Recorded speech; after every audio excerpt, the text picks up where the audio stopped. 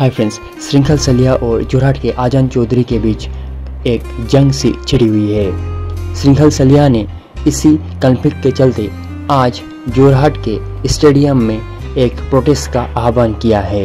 इस वीडियो में आगे हम आपको सुनाएंगे आजान चौधरी और श्रृंखल सलिया दोनों का इस विषय पर क्या कहना है। जोरहाटबासी राइज उजनी खिलंदिया राइज काइले जोरहाटर स्टेडियমৰ মুখত সমবেত হওক। जी उत्पात चलिसे आजाद चौधरी बुली एजन बांग्लादेशी जोरहाट टाउনৰ মাজমজিয়াত म्युनिसिपालिटी माटी दखल কৰি जी उत्पात चलिसे तार बिरुद्धे बांग्लादेशी হয় নহয় হেতু প্ৰশাসনে যদি চাব প্ৰশাসনে যদি মই বাংলাদেশী হয় তেতিয়ালে মই ইয়াত কেনেকৈ আছো এক নম্বৰ কথা আৰু এইখন মোৰ বাৰ্থ সাৰ্টিফিকেট যোৰহাট পৌৰসভাৰ এখন মোৰ বাৰ্থ সাৰ্টিফিকেট 1974 ত মোৰ জন্ম যোৰহাট পৌৰসভাৰ এখন মোৰ বাৰ্থ সাৰ্টিফিকেট হয়। মই এখন সিংগল চলিয়াৰ নিচিনা মানুহ এজনক দেখাব যোৱা নাই, তেখেতক মই দেখাব লাগে বুলি মই নাভাবো। মানে মই আপোনালোকে খুদাৰ কাৰণে মই এইটো দেখাই দিছো যে মই বাংলাদেশী হয় নে নহয় এক নম্বৰ। আৰু কি ক'লে ঘৰৰ কথা আৰু আপোনাৰ আৰু কি আছে যে আপুনি যে বাংলাদেশী হয় নে নহয়? মোৰ নিজৰ এনআৰসি আছে, মোৰ মাৰ সাৰ্টিফিকেট আছে, মোৰ আছে, মোৰ দেউতাৰ আছে, মোৰ সব আছে। তাত আৰু কি প্ৰমাণ লাগে? কেনেকুৱা প্ৰমাণ পত্ৰ দিলে বাংলাদেশী? মোৰ পাছপৰ্টো আছে। এখন মোৰ বাংলাদেশৰ পাছপৰ্ট নহয়, এখন মোৰ ইণ্ডিয়ান পাছপৰ্ট হয়।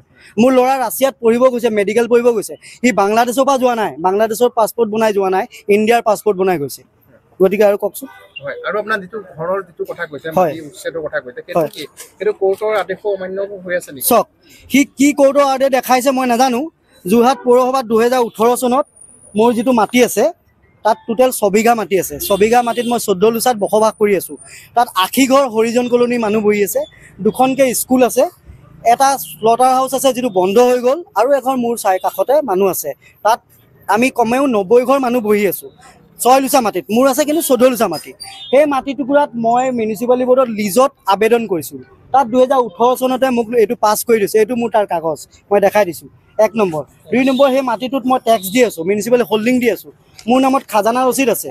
মোক আপত্তিবিহীন প্ৰমাণ পত্ৰ চেয়াৰপাৰ্চনে দি গৈছে, আপত্তিবিহীন প্ৰমাণ পত্ৰ। আৰু আমাৰ পৰা এখন লিখা আছে, লিখা লৈ থোৱা আছে যোৰহাট পৌৰসভাই যে কোনোবা দিন যদি তাত কিবা প্ৰজেক্ট আৰম্ভ কৰে 6 বিঘা মাটিত, যদি সবকে খালী কৰিব কয়, ময়ো হাঁহি সেইটো মাটি খালী কৰি দিম, তাত কোনো কথা নাই। ইয়াত এতিয়া কৈছে টকা দি পেলাই আপোনাৰ পৰা পইচা লৈ পেলাই সব মেনেজ হৈ আছে, তেনেকে নাম লোৱা নাই, এনেকে অন কেমেৰা কৈছে।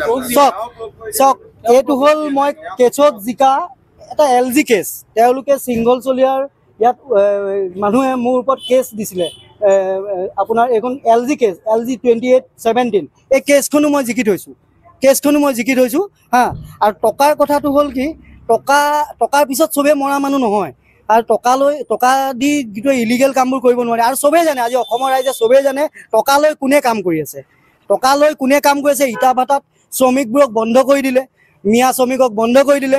এতিয়া সেইটো মিয়া শ্ৰমিকক বন্ধ কৰি গোটেই ইটা ভাটাৰ পৰা পইচা আমি শুনিছোঁহে দেই, পইচা লৈ আকৌ শ্ৰমিকে তাত কাম কৰি আছে। গতিকে অসমৰ ৰাইজে বুজিবলৈ একো নাই, চবেই জানে। গতিকে সেইটো মই কাকো টকা দিয়া নাই, এটকাও দিয়া নাই। যোৰহাট পৌৰসভাৰ বিষয়ে কৈছে আপুনি 20টা যদি যোৰহাট পৌৰসভাৰ কাম ওলাই 18টা কাম আপুনিয়ে পাইছে। তাৰ কাৰণে এই নিউজটো মই পালোঁ যোৰহাট পৌৰসভাৰ। শুনক, তেখেতে যদি সঁচা কথা ক'লে হয় মই ভাল পালোঁ হয়। এই নিউজটো ওলোৱাৰ আগলৈকে মই তেখেতক অসমৰ জাতিৰ কাৰণে, আমাৰ যিটো জাতিৰ কাৰণে কৰি আছে, তেখেতক আমি ভাল পাইছিলোঁ। কিন্তু এইটো নিউজ ওলোৱাৰ পিছৰ পৰা তেওঁক সঁচাকৈ বেয়া পোৱা হ'লোঁ, আমাৰ ৰাইজেও বেয়া পোৱা হ'ল। কাৰণ আমাৰ এইটো ঢাকাইপতি নহয়, আমাৰ এইটো কবস্থান ৰোড। ইয়াত কবস্থান ৰোড 1947ৰ আগত ঢাকাইপতি আছিলে হয়। তেতিয়া ইণ্ডিয়া, বাংলাদেশ, পাকিস্তান চব এটা আছিলে। তাৰপিছত যেতিয়া আমাৰ স্বাধীন হ'ল তেতিয়া আমাৰ এইটো কবস্থান ৰোডৰ নামকৰণ হ'ল। নামটোতো থাকি গ'ল, যেনেকৈ তেলিয়াপতি নামটো তেলিয়াপতি নেকি, সেইটো ৰায়বাহাদুৰ লোন। হৰিজন কলনীৰ নামটো মেষ্টপতি নেকি, সেইটো হৰিজন কলনী। তেনেকৈ বালিবাটৰটো বাহাদুৰ গাঁওবুঢ়া পথ। তেনেকৈ নামটো এটা মানুহৰ মুখত কিবা এটা, আৰু লিখিত যিটো হয়, মই তেখেতক সেইটোহে ফোন কৰিছিলোঁ, জাষ্ট কল কৰিছিলোঁ সিংগল চলিয়াক চিনি পাওঁ বুলি। যিহেতু পাৰ্গত বৰা আমাৰ ক্ৰিকেট খেলে, তাৰ ককায়েক এদিন মই ষ্টেডিয়ামত পাইছিলোঁ, তেখেতৰ পৰা নম্বৰটো লৈছিলোঁ, কথা পাতি ভাল লাগিছিলে। তেখেতক পাই মই ফোন নম্বৰটো মিউনিচিপালিটি কণ্টেক্টত কালি মই নিউজ এটা পালোঁ। তেখেতে ক'লে 18টাত 16টা ময়ে পাওঁ, 20টাত 18টা ময়ে পাওঁ। তাৰ কাৰণে মোৰো অকণমান দুখ লাগিলে, মই সঁচাকৈ তেনেকুৱা মানুহ নেকি। মই আজি ৰাতিপুৱাই গৈ মিউনিচিপালিটি বৰ্ডত এখন RTI মাৰিছোঁ, এইটো চব 10 টকা ৰিচিপ্ট। RTI মাৰিছোঁ যে যোৰহাট পৌৰসভাত আমাৰ এতিয়া চেয়াৰপাৰ্চন যে বৰ্ডখন যে বহিলে, বিজেপি বৰ্ডখন বহিলে, তাত কিমান কাম আমাৰ এতিয়ালৈকে টেণ্ডাৰ হ'ল, কিমান কাম টেণ্ডাৰ হ'ল, তাত মই কেইটা কাম পালোঁ। আৰু ৰঞ্জিত শইকীয়া বোলা তেখেতৰ নামটো কৈছে যে তেখেতক মেনেজ কৰি একেবাৰে মিছা কথা। ৰঞ্জিত শইকীয়াৰ লগত মোৰ আগৰ পৰা অকণমান বেয়াই আছিলে, কিন্তু ওচৰৰ মানুহ কথা বতৰা এতিয়া হৈছে মোটামুটি 2-এটা কথাত তেওঁ মোক ভাল পায়। আমি যিটো মই ভাল কাম কৰোঁ তেওঁ ভাল পায়, তেওঁ ভাল কাম কৰিলে মই ভাল পাওঁ, আমাৰ কোনো দুশ্মনী নহয়। আগৰ পৰা বেয়া, তেওঁৰ ৱাৰ্ডত মই এটাও কাম নাই। যদি এটাও কাম তেওঁৰ ৱাৰ্ডত মোক কোনোবাই দিছে বা মোৰ ৱৰ্ক অৰ্ডাৰ আছে মিউনিচিপালে মোক তো এইটো দিব এতিয়া ৰিজাল্ট, তেতিয়াহ'লে মই জেল খাবলৈও সাজু আছোঁ বোলো ৰঞ্জিত শইকীয়াৰ লগত মই মিলি কিবা কাম লৈ